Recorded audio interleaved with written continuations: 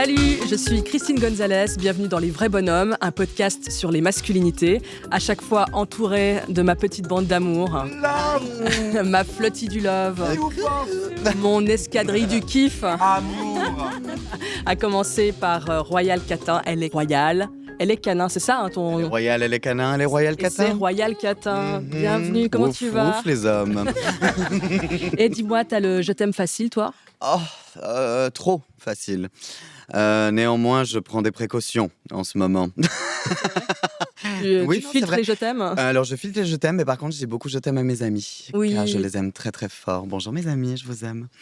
Toi, la Carologie, t'es youtubeuse. Oui, Toi, tu parles beaucoup de tes émotions, tu partages beaucoup tes émotions sur les réseaux. exactement. T'as le je t'aime facile, toi?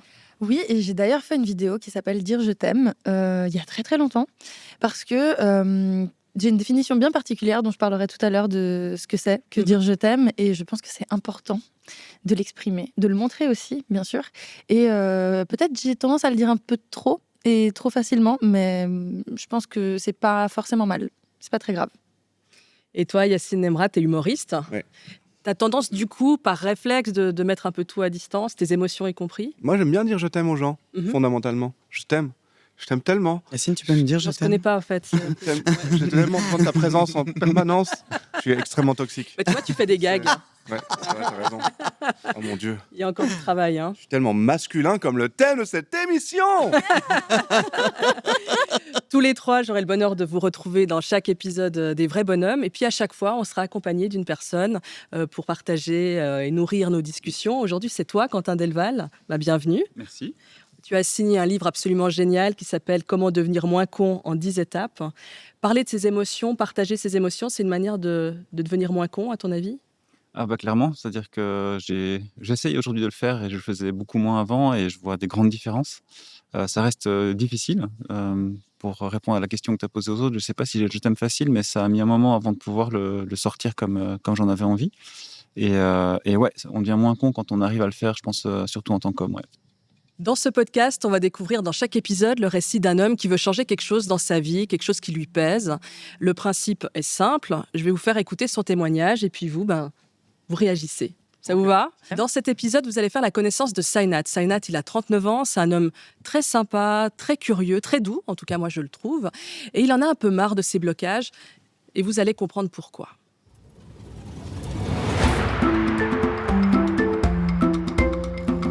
Alors moi j'ai un peu des origines un peu originales parce que ma mère est indienne et mon père est suisse. Et j'ai grandi en Valais, donc un endroit qui est quand même très conservateur. Je peux pas dire que j'ai eu une enfance très très malheureuse, parce qu'il y a eu des très belles choses, d'autres moins. Enfin, j'ai eu des parents assez aimants, ils sont toujours ensemble. Enfin, je leur reproche rien, mais il y a quand même un truc dans ma famille qui est assez dingue, c'est que personne ne communique et tout le monde est extrêmement pudique. Il y a eu quand même un petit gap affectif que j'ai l'impression d'avoir manqué. Et du coup, il y a un truc de blocage, en fait. Comment tu parlerais de ta sensibilité? Alors, je pense quand même que j'ai une grande sensibilité parce que, par exemple, j'adore aller au cinéma seul et du coup, moi, je pleurais au cinéma dans le noir.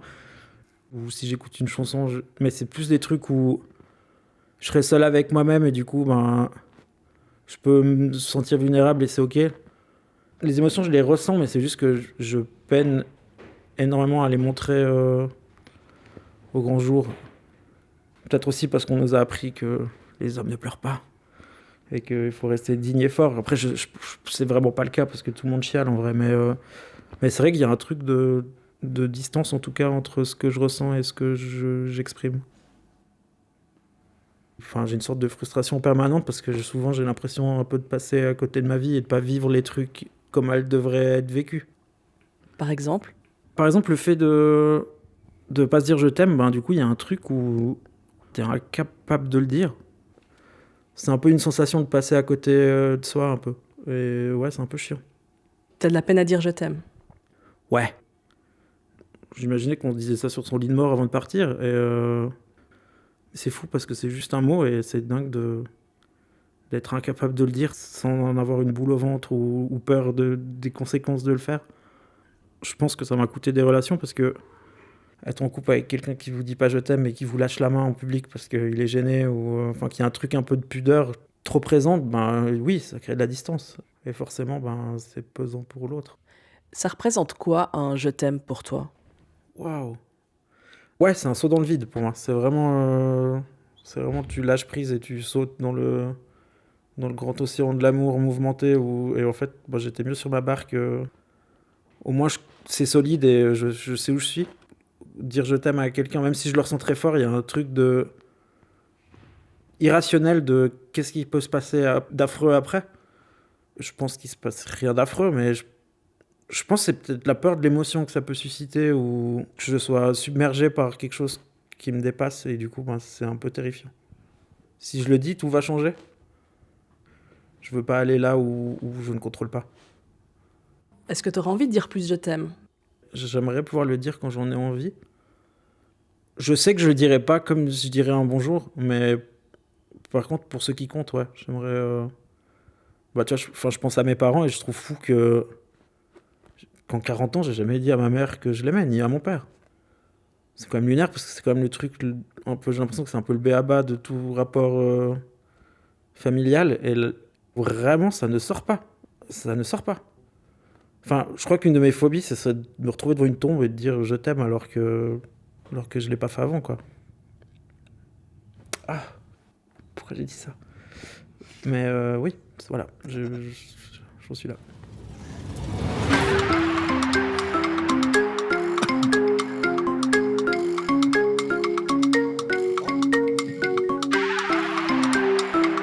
Le coup de la tombe, ouais, ça m'a touchée. Ouais. Le fait d'entendre que c'est dur pour lui au point de prendre le risque de jamais oser ouvrir son cœur, quitte à ce que ce soit jamais dit. Je pense que c'est quelque chose dont on a tous peur, tous et toutes peur, de se dire est-ce que je vais avoir des regrets de ne pas m'être exprimée, de ne pas avoir manifesté plus tôt et plus fréquemment mon affection pour quelqu'un. Et je pense qu'il y a plein de gens qui se disent une fois que c'est trop tard, à quoi bon, quoi. Ouais. Mais j'ai une question, ça signifie quoi pour vous de dire ça? Est-ce que c'est je t'aime, ça veut dire je me vois mourir à tes côtés et ne voir que à travers tes yeux et dépendre de ton existence? Ou est-ce que je t'aime, c'est juste là tout de suite maintenant tu me fais du bien? Ou ça veut dire encore autre chose? C'est une très bonne question. Ouais, très bonne question, mais moi je pense que non.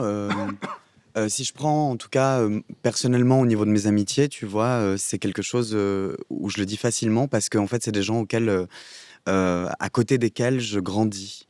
Et donc pour moi, ça veut dire j'aime passer du temps avec toi, bien sûr, mais j'aime aussi grandir à tes côtés, j'aime apprendre des choses avec toi, j'aime en fait, oui, avancer et grandir ensemble. Pour moi, c'est ça en fait, je t'aime. Après, finir ensemble, je ne sais pas, on ne sait pas. Moi, mes potes, je sais que maintenant, c'est un truc que j'ai conscientisé que je fais, de dire un peu je t'aime, merci beaucoup, ça m'a fait plus bien de passer du temps avec toi, mais que même après, ça me crée un petit truc ouais, je sais pas, c'est un peu intense, bizarre, mais je le fais parce que c'est bien de le faire et puis que j'aime bien mais je dois encore m'habituer à ce truc-là. Alors j'ai l'impression que par exemple, je sais pas, moi, mes potes meufs ont tendance à beaucoup plus se dire je t'aime et puis. Grave. Toi, c'est quoi ta définition à la carologie du je t'aime? Alors, je ne l'ai pas inventée, j'étais tombée dessus en écoutant un podcast, mais je trouvais qu'elle était très adaptée à plein de situations. Pour moi, je t'aime, c'est l'équivalent de j'ai envie de répondre à tes besoins de façon enthousiaste. Et je trouve que ça définit bien ce qu'on C'est une ressent belle quand on aime. définition. Ouais, Très belle c'est définition. quand on aime quelqu'un, on a envie d'être un soutien, on a envie de se sentir important aux yeux de la personne. Et voilà, ça peut se décliner dans un tas de situations. Donc j'aime beaucoup cette manière de le voir. Avec enthousiasme, ça j'aime bien. Surtout parce que c'est pas une obligation, c'est tu le Ouais. fais parce que ça a du sens pour toi et que ça t'épanouit. Mhm. Moi, j'aime bien l'idée de dire à la personne que j'aime ou les personnes que j'aime que la personne que je suis à leur côté, ça me rend fière de moi. Je sais pas si vous voyez ce que je veux dire. Genre, j'aime qui je suis. Tu fais ressortir le bon côté de moi. Tu fais sortir la personne que j'aimerais être. Donc je trouve que déjà, définir l'amour de cette manière, ça permet un peu de dédramatiser le truc et de se dire, mais en fait, je suis pas en train de faire une déclaration d'amour Roméo et Juliette. Hein. Je suis juste en train de dire que je veux être là avec toi. Oui, puis je pense qu'on a aussi un peu, au fur et à mesure, je trouve qu'on a déconstruit aussi cette chose-là de justement tout donner à l'autre, être tout pour l'autre, voilà, exactement. Et je pense que c'est bien de le recalibrer et de reprendre la définition que tu as donnée.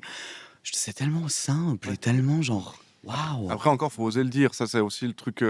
Si tu vois Casablanca ou des films comme ça, vraiment la représentation de l'amour, mais en général, c'est une femme qui dit je t'aime et qui tombe dans les bras d'un homme qui est debout et qui fait tu as de beaux yeux. Et puis, c'est ça. Et puis, en fait, Ouais. Tu regardes ces Et films. d'ailleurs, dans ton livre, Quentin Delval, tu dis il faudrait redonner leur place aux émotions, et puis Ouais. tu constates réellement une différence d'intensité émotionnelle entre les hommes et les femmes.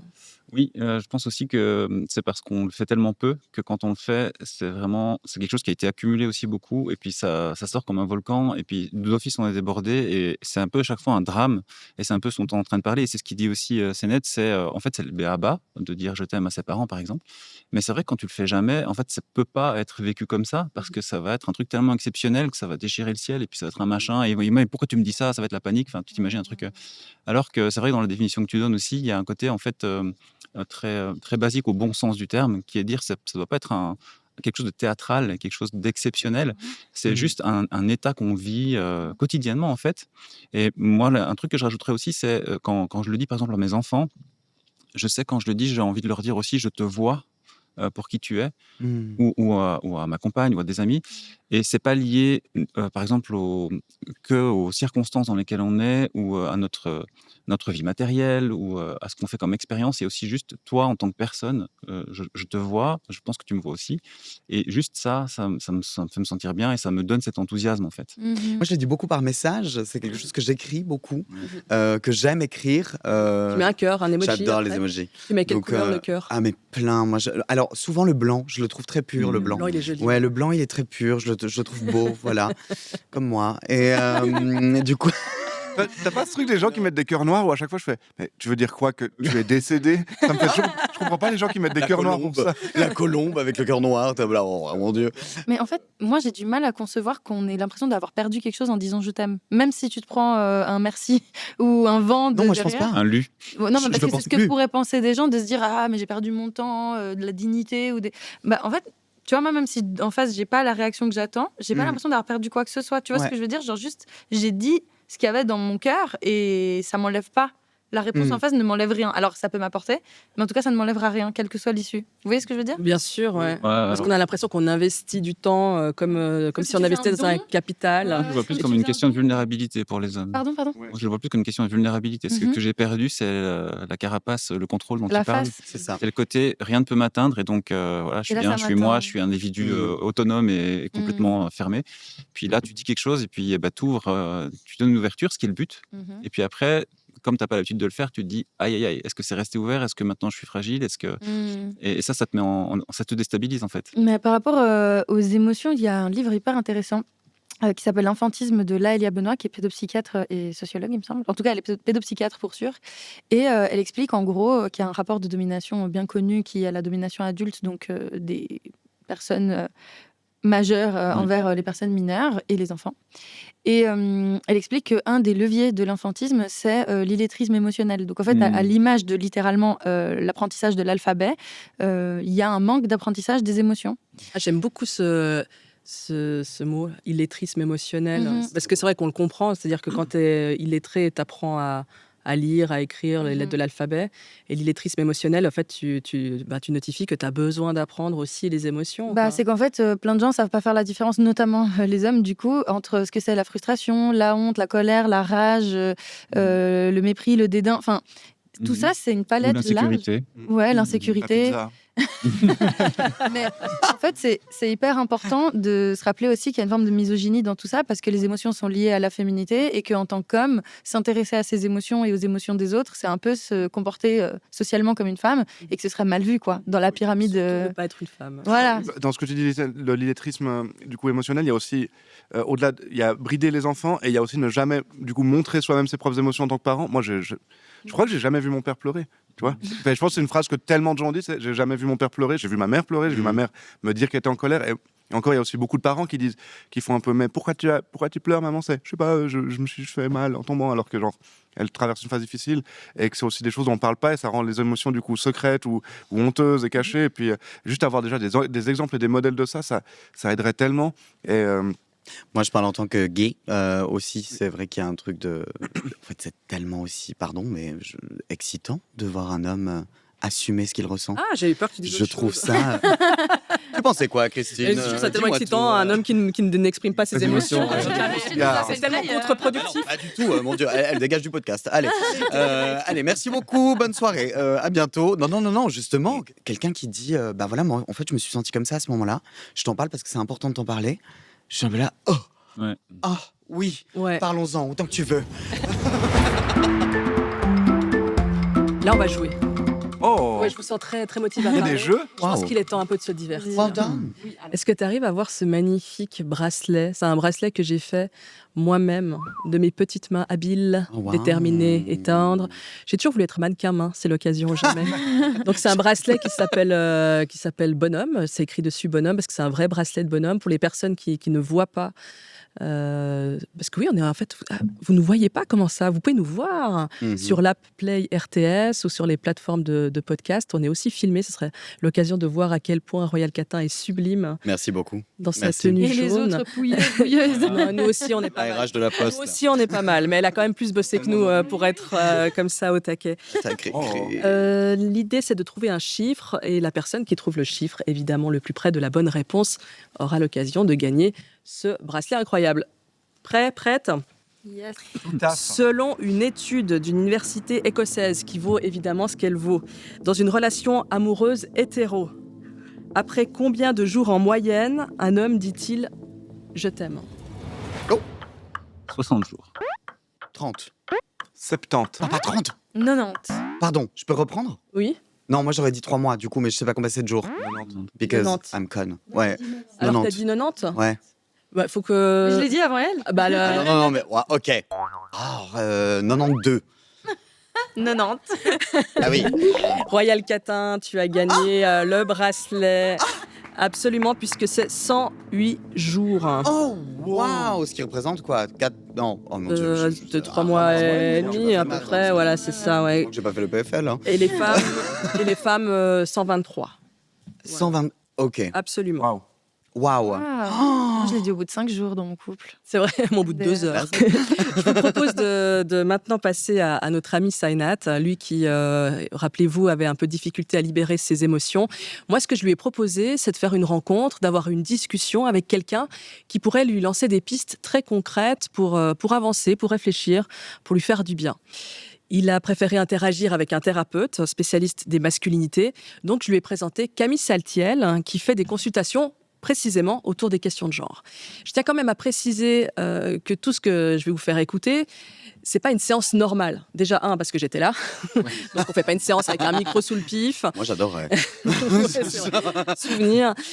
En plus, évidemment que ça se fait en plusieurs séances. Donc, ce que vous allez entendre, c'est plutôt un extrait de quelques minutes d'une séance qui a duré plus d'1 heure. N'empêche que vous aurez déjà une très bonne idée de ce qui s'est dit entre eux. Je vous laisse, vous aussi, vous glisser discrètement dans leur conversation. Et on se retrouve juste après pour en discuter.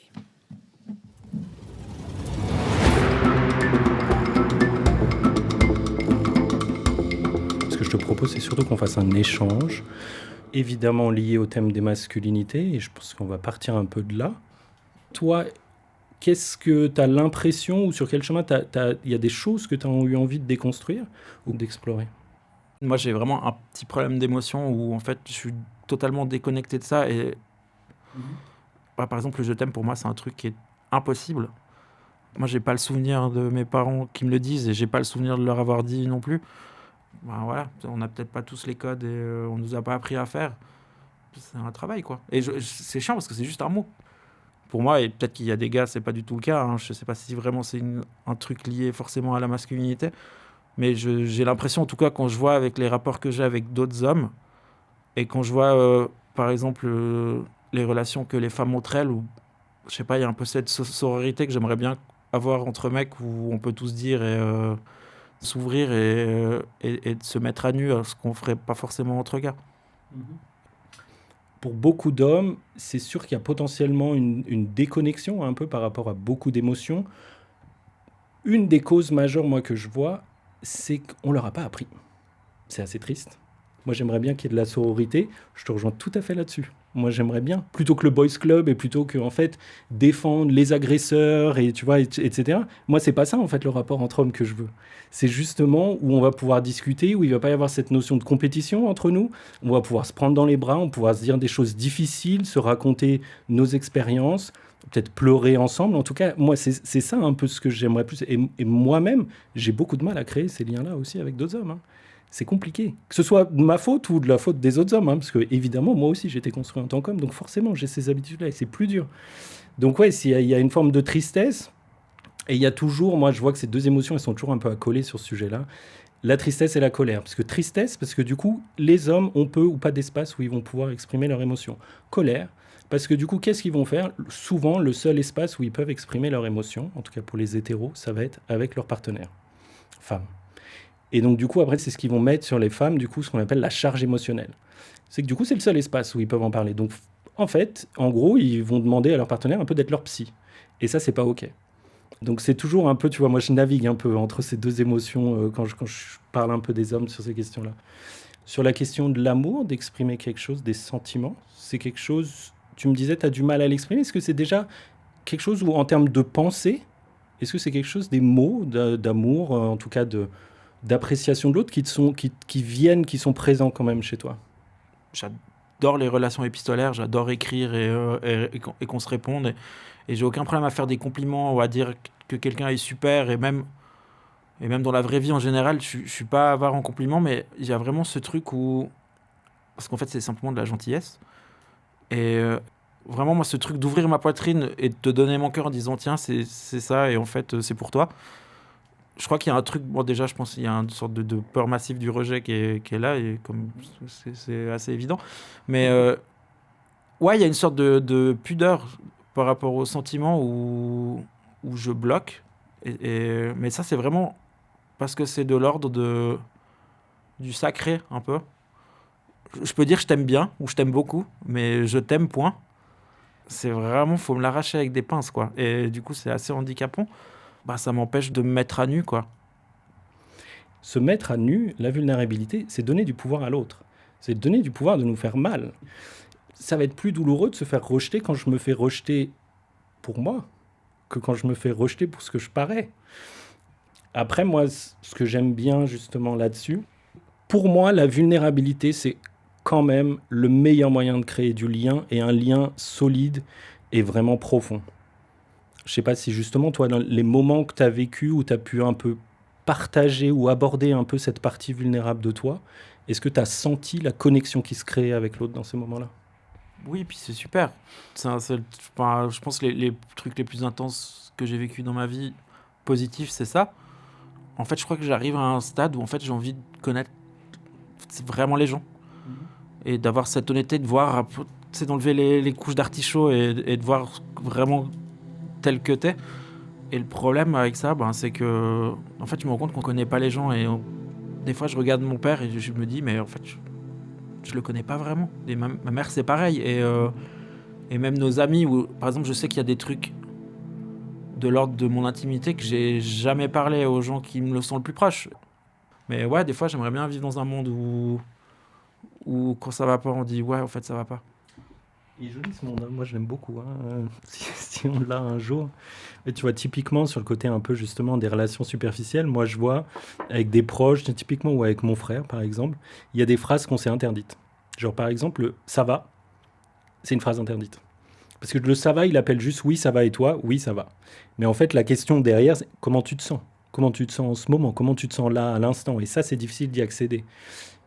La clé pour créer du lien et pour que l'autre personne se livre, c'est de se livrer. C'est ça, c'est parce qu'en fin de compte, en faisant ça, tu arrives à créer un espace où l'autre personne, elle se sent en sécurité, justement parce que toi, tu as réussi à partager ces choses-là.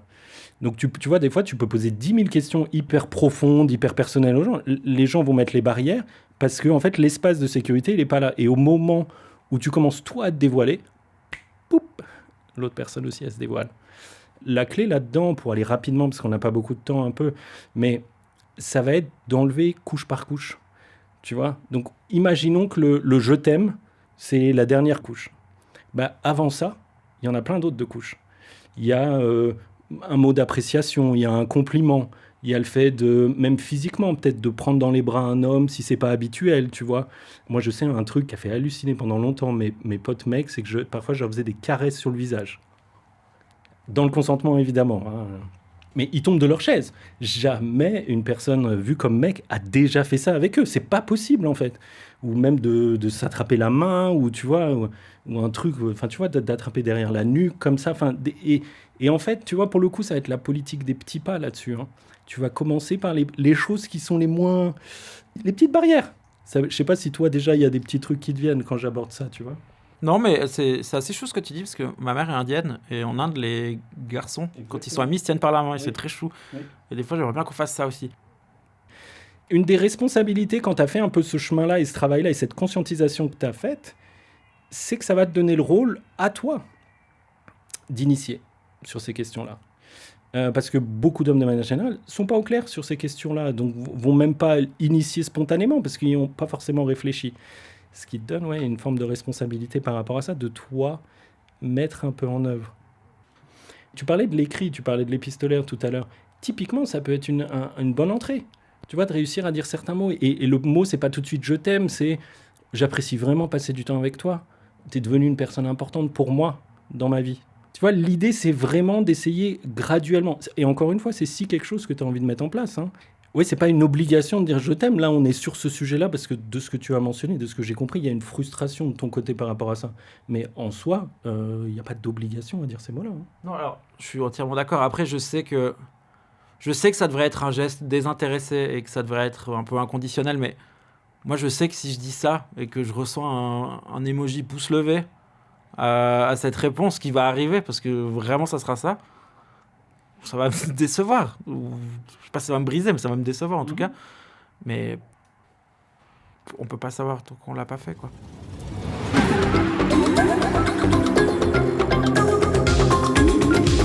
Quoi ? Attends. Pourquoi est-ce que ce générique est aussi groovy ? Qu'est-ce qui se passe ? C'est beaucoup trop too much. C'est un habillage signé Sandor. Donc, C'est merci à elle, on l'adore évidemment. La sortie de ton... Ouais. Alors, le mot-clé, c'est peut-être la pudeur. C'est intéressant parce que la pudeur, elle est très présente chez beaucoup de gens. Après, c'est une manière, je pense, enfin, en tout cas pour moi, de comment dire, la dompter, l'apprivoiser, la laisser sortir tranquillement, gentiment. C'est bien je pense, de se protéger à des endroits. Néanmoins, quand on a envie de créer du lien et que c'est un désir de créer du lien, Ouais. il faut malheureusement faire tomber des Il n'y barrières a et pas en de fait se miracle, rendre Quentin pudique. Delval. Ouais. Pardon, Camille ouais, y a Saltiel pas le de- dit super bien. En fait, c'est aussi, si on veut vraiment nouer des relations authentiques, il n'y a pas d'autre choix que celui de la vulnérabilité. Oui, mais c'est un mot qui est vraiment dur à comprendre, donc on l'a pas un peu vécu. Et puis c'est ça, je pense, qui est un gros obstacle pour beaucoup d'hommes, qui en est un pour moi, c'est qu'on entend parler de ce mot-là, et puis ça devient presque un gimmick où on se dit oui, oui, vulnérable, vulnérable, tout le monde nous bassine avec ça, mais concrètement, c'est quoi? Et c'est vraiment compliqué de se le représenter.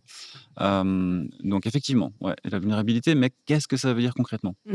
Dans les conversations, je vois, moi souvent quand j'ai des potes ou que moi je vais pas bien, on a tendance à faire ouais mais ça va, écoute, mais je te sens pas très bien ces temps.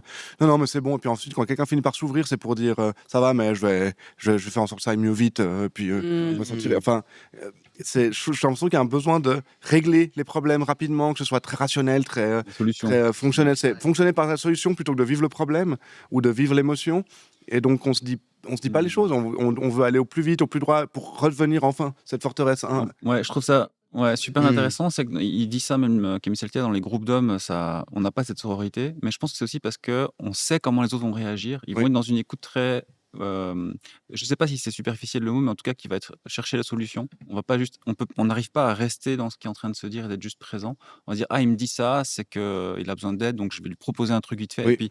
Et puis on le sait d'avance en fait que ça va se passer comme ça. Et du coup c'est pour ça qu'on répond ouais non mais c'est bon ça va. Enfin ça va mais ça va. Parce qu'on sait que l'espace il va pas être dans cet accueil dont on a besoin en fait. Mais la phrase de post-rupture, la fameuse de mec, non mais remets-toi en selle.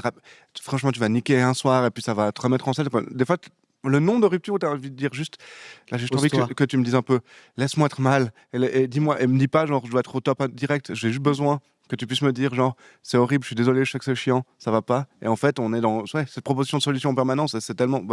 passe à autre chose en fait. Et ce truc de tendresse, ça t'inspirait quoi, toi? Moi, je sais que c'est ma petite frontière où je suis encore dans un petit malaise avec ça. Et où, je sais pas, ça sera des gestes maladroits. Enfin, je sais que soit on va le faire par l'ironie, soit maladroitement. Se prendre dans les bras, je pense que ça va. Ouais. Mais c'est vrai que le truc de... Dès que ça une petite zone de sensualité et de tendresse. Je pense que ça me crée un petit endroit de Tu fais cringe. quoi? Tu tapes Mais la l'épaule, fameuse tape dans le dos, quoi. tu fais une tape dans le dos comme ça? Où je fais un câlin, mais un câlin, tu sais, de côté. Où je fais un petit, Comment euh, Ah ouais. Oh, c'est Ah, ça, mignon, c'est chou, c'est ça. mignon Oui. ça. Ouais. Ça, Mais oui, mais cute. j'engage pas mon corps entier. C'est comme si, Mhm. tu vois, c'est drôle ce que je me pose. C'est comme si je mettais mes fesses. En fait, c'est Ouais. horrible. Comme si je mettais mes fesses et mes organes génitaux à distance. Ouais. J'approchais ma tête. Dans le livre Les hommes hétéros le sont-ils vraiment de Léane Alestra, c'est hyper intéressant parce que justement, Yael explique, reprend la théorie de Rowan Connell sur les masculinités, qui est une sociologue australienne trans, qui théorise plusieurs types de masculinité dans une pyramide du pouvoir, où en fait, en haut de la pyramide, donc le mâle alpha par excellence, c'est celui justement qui incarne la virilité dans le sens le plus typique du terme, et en bas de la pyramide, on a les masculinités marginales, donc les mecs gays, etc., trop efféminés, notamment aussi les mecs handicapés, racisés, etc., en tout cas qui cumulent des oppressions. Et du coup, dans les hommes hétéros, le sont-ils vraiment? C'est hyper intéressant de voir comment l'affection entre hommes doit être toujours détournée pour surtout ne jamais avoir l'air d'être en bas de la pyramide, quoi. Genre, tu peux kiffer ton pote, mais il faudrait surtout pas que tu baisses dans cette hiérarchie parce que, en fait, on pourrait t'accuser de ne pas incarner comme il faut cette fameuse virilité, et ce serait une tragédie, quoi. Il y a même des codes sur les réseaux sociaux où quand tu exprimes une émotion par rapport à des amis hommes, tu mets un hashtag no homo pour bien dire je t'adore, mais je suis pas gay. Les potes hétéros que j'ai sont les mecs de mes meilleurs potes, de mes très bonnes potes. Et j'adore ce qu'ils ont développé ensemble, c'est-à-dire que genre une fois par mois ou genre une fois tous les 2 mois, ils se font un repas ensemble, entre eux, entre hommes, entre mecs, voilà, pour parler de leurs émotions, Ah, de trop ce qu'ils bien. ressentent, de genre ils se font un souper sans leur meuf, quoi. Et genre c'est hyper beau. Ah. Parce qu'en fait, genre, ils se retrouvent et je sais que c'est un ami qui a initié ça. Mhm. Un peu, il a écrit à tous les mecs de mes potes. Mhm.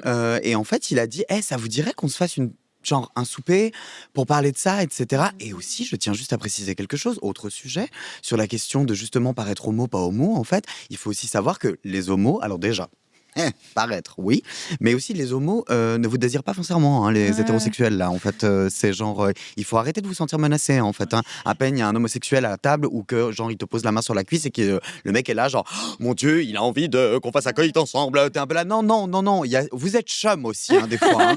Non, mais c'est vrai, quoi. Enfin, je veux dire, il faut arrêter de se sentir menacé par tout et n'importe quoi. Enfin, Mais les hommes, quand ils réagissent mal par rapport à un potentiel désir homosexuel d'un autre homme, en fait, finalement, ils se rendent pas compte que c'est ce qu'ils font vivre à beaucoup de femmes quotidiennement. Et Complètement. du coup, tout d'un coup, là, ils voient en quoi c'est un problème, quoi. Comment est-ce qu'on s'équipe très concrètement? Est-ce que tu as des pistes, Quentin Delval, pour mieux apprendre à exprimer ses émotions? Qu'est-ce qu'on peut faire? Alors pour les exprimer, Mhm. euh, Peut-être les détecter, je sais ouais, pas. alors c'est tout bête, mais avoir une liste des émotions, c'est déjà un bon début. Il y a un truc qui s'appelle la roue des émotions, ou bien en anglais c'est le mood meter, comment dire, L'émotionnomètre. ouais, l'émotionnomètre, voilà, qui en fait vont nous partir des émotions de base et puis graduellement vous montrer quelles émotions en dépendent. Donc il va y avoir la colère comme émotion de base et puis une autre émotion qui est liée à la colère en deuxième rang, en troisième rang.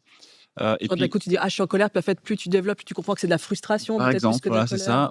ça, ou de l'anxiété, ça peut être, ou de la peur, ça peut être de l'anxiété qui peut être une insécurité, par exemple, une insécurité sur la performance que je pense qu'on exige de moi, des choses comme ça. Mais je pense que moi, ça, en tout cas, ça m'a jamais suffi. Mhm. Avoir un petit journal intime, en fait, un petit carnet, c'est assez efficace. Je peux poser 5 minutes, même 5 minutes par semaine. J'ai vécu quoi cette semaine? Ça change beaucoup, beaucoup de choses. Et puis après, il y a des groupes. Il y a des jeux, il y a des jeux de société aussi Des jeux sur les émotions. Ouais. Quoi comme jeu? Il y en a un qui s'appelle Feelings. C'est un jeu qui est fait par des Français, je pense, mais qui a un titre anglais, où on joue en groupe on réussit en tant que groupe qui joue si on comprend les émotions des autres. Donc on tire des cartes avec des situations et on doit deviner ou imaginer par empathie ce que l'autre joueur ou joueuse j'adore. On joue. ressent dans C'est ce que je fais tous les jours. Royal, c'est quoi mon émotion là? T'es prête? Ouais, attention. Constipé. Si tu- Une émotion, devine mon émotion. Mystérieuse. Non, Contenue. curieuse. Oh. Quoi? Curieuse. Curieuse? La curiosité. C'est comme ça que tu fais la curiosité? La curiosité de retrouver notre ami Sainat. Qu'est-ce wow. qu'il est devenu? Ça, c'est bien C'est ça. du Joli, travail, c'est bonne des années transition. d'expérience. Bonne C'est un métier. Mhm. Alors, très curieuse de savoir ce que Sainat est devenu. Donc, je l'ai retrouvé quelques mois après notre première rencontre et je vous laisse découvrir nos retrouvailles.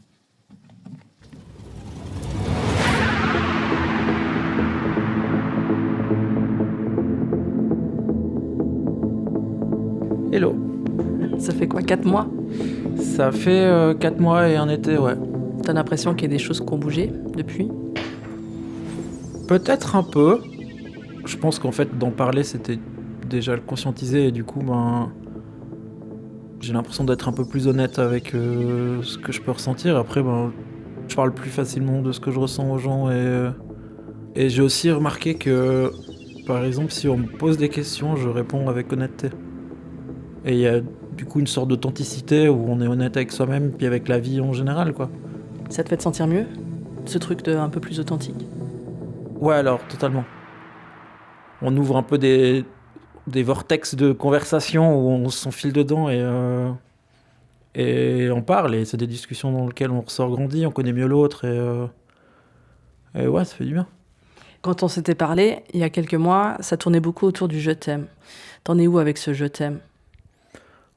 Physiquement, j'ai plus de facilité à prendre les gens dans mes bras ou montrer mon affection et c'est bien. Je prends l'exemple de ma nièce qui a 11 ans et qui m'a dit « je t'aime tonton » et j'étais là moi aussi, puis c'était trop chou. Ça te fait un shot de love qui est super. Et récemment, j'ai rencontré quelqu'un avec qui je ne suis pas en couple, mais on se fréquente. Et il y a une fois où on se l'est dit et c'était vraiment très chou sur le moment et très beau. Et du coup, j'ai ressenti ce truc de « ah ouais, ça fait ça ». Mais c'était un « je t'aime » du moment, un « je t'aime » de l'instant où en fait, c'est ces petites bulles où le temps s'arrête, puis il n'y a que toi, l'autre. Et ça a fait du bien de le dire. Après, encore une fois, je ne l'ai toujours pas dit à mes parents. Non mais attends, tranquille. Enfin, Oui. c'est génial, non, déjà, comme expérience. Mais après, c'est pas encore... j'ai pas encore le « je t'aime » gratuit, mais je l'ai... Non mais tu l'as dit, là, depuis la dernière fois qu'on s'est parlé, tu l'as dit. Je l'ai descendu de l'étagère, oui, c'est vrai. Maintenant, il est par là. Enfin, en tout cas, il est plus facile à sortir. Objectivement, je trouve qu'en 4 mois, il s'est passé pas mal de trucs. Tu te souhaites quoi, toi, pour les prochains mois, les prochaines années, tout ça? Ce que je me souhaite, c'est juste d'être j'allais dire une femme libérée, d'être un homme libéré de toutes ces injonctions et de tout ce qui nous empêche de ressentir, de vivre et d'être quelqu'un d'entier. Et en fait, je me souhaite d'être heureux, en fait. Si tu devais, là, parler à un mec qui est comme toi, Handicapé des émotions. ouais, tu lui dirais quoi? Je lui dirais chiale, vas-y. Non, j'en sais rien, je lui dirais que... je sais pas, déjà, je lui dirais de faire une thérapie, parce qu'en vrai, c'est super. Je lui souhaiterais d'aller mieux et de se faire aider, et que ça fait du bien et que ça a marché pour moi, quoi.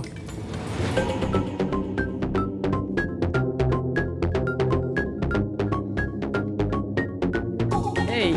Quelqu'un d'entier, moi ça m'a beaucoup parlé ça. Le côté, quand on arrive à progresser là-dessus, on sent qu'on a manqué une partie de nous-mêmes et qu'en fait on est des personnes complètes et pas juste une somme d'injonctions à la masculinité.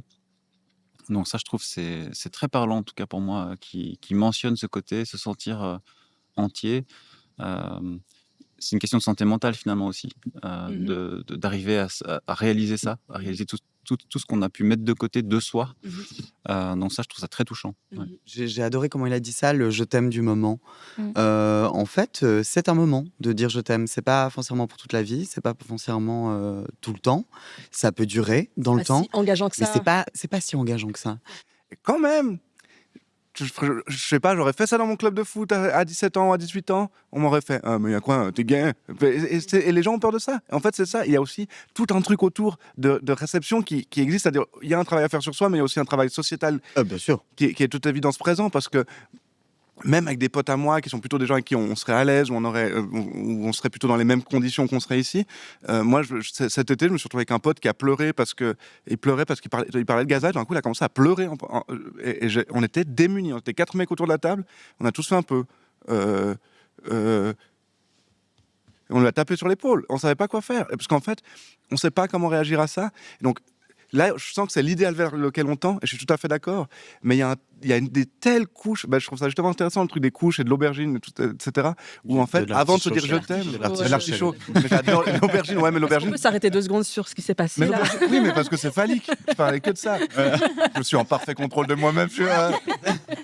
Non, mais que En fait, je suis désolé, moi, l'émotion, celle que je reconnais le plus quand je vois des hommes, ce serait Vegeta et Sangoku dans Dragon Ball, où c'est des gens qui passent leur temps à se chambrer.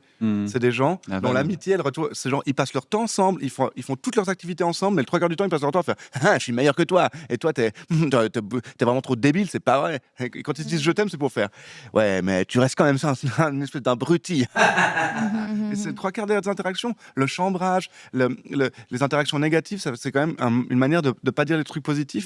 Et en fait, on en est à ça, j'ai l'impression, de créer des émotions. Et C'est très juste. Ouais. et donc, en fait, c'est chaud parce que il faut des modèles justement, d'amitié positive, de tendresse et tout, entre masculine qui existerait, et pour qu'on arrive à ça. Mais là, Ça, ce qui me fait penser, ça m'évoque quelque chose que tu dis là, Yacine.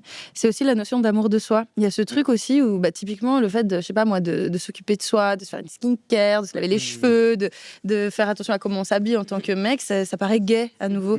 Et en fait, il y a l'amour de soi physique avec ce que je viens de citer, mais il y a aussi l'amour de soi dans le traitement qu'on va faire de nous-mêmes si on fait une erreur, plutôt de se dire putain, je suis un gros con, de se dire comment j'aurais parlé à quelqu'un que j'aime profondément, mais je l'aurais pas dit.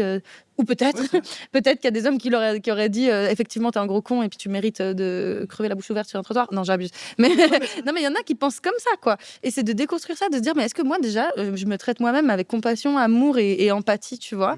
Et donc il y a aussi, je voulais juste dire, il y a d'autres moyens que la thérapie classique ou le fait de verbaliser les choses pour pouvoir accéder à soi, à ses besoins et à ses émotions. Déjà le fait d'en parler typiquement dans des podcasts comme celui-ci, mais il y en a d'autres. Créer des espaces communautaires de confiance, de sécurité. Il y a la notion de sécurité aussi qui est très centrale dans différents milieux qui s'adaptent en fait à la culture et aux méthodes sociaux qui font des super travail dans les quartiers et tout. Ben ça, voilà. c'est Oui, super. puis cette notion de prendre soin de soi, c'est assez beau parce qu'en fait, on sait pas, des fois, on ne sait pas comment Est-ce qu'on se prendre. dit je t'aime? Voilà. Est-ce que quand tu par te regardes exemple. dans un miroir, tu te dis Voilà. j'aime Est-ce cette que j'aime personne? cette personne? Et mais Ouais. vous savez quoi, on va en parler dans un autre épisode. Ouais, c'est Allez. vrai. Prendre soin de soi, ouais. Ça Ouais. marche. J'aime trop. Ouais. J'adore. On se retrouve bientôt, les amis. Ouais. Je vous aime. En tout cas, moi, je nous aime. C'est le premier épisode, mais je crois qu'on s'aime déjà en vrai. C'est vrai. Même si je suis triste et un peu frustré que ça se finisse.